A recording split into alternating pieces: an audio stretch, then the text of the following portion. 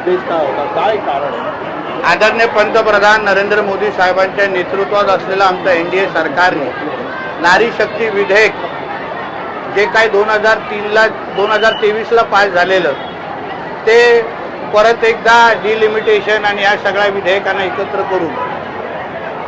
देशातल्या माता भगिनींना अजून सक्षम करण्यासाठी त्यांना उद्या विधानसभा आणि लोकसभेमध्ये पण त्यांना नेतृत्व मिळालं पाहिजे या दृष्टिकोनातून हे विधेयक त्यांनी आणलेलं होतं। पण अपेक्षेप्रमाणे जेव्हा जेव्हा देशातल्या माता भगिनींसाठी काय हिताचं होत असेल,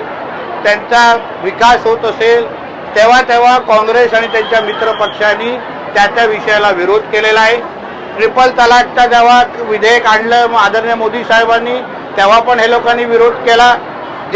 राज्यामध्ये आदरणीय देवेंद्र फडणवीस साहेबांच्या नेतृत्वात मुख्यमंत्री लाडली बहीण योजना आणली, त्या योजनेच्या विरोधात हे लोक कोर्टात गेले आणि आता परत एकदा जसं आमच्या आदरणीय मुख्यमंत्र्यांनी सांगितलं की काँग्रेसचा बुरखा फाटलेला आहे आणि त्यांचा खरा चेहरा दिसलेला आहे आणि नारी शक्ती विधेयकाला जे त्यांनी विरोध केला त्याचा निषेध करण्यासाठी आमच्या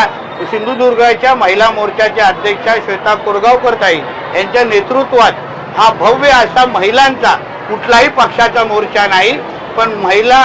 माता भगिनींचा सगळ्या माता भगिनींना एकत्र घेऊन हा निषेध मोर्चा निघालेला आहे आणि त्याला समर्थन देण्यासाठी आम्ही सगळेजण इथे उपस्थित आहोत।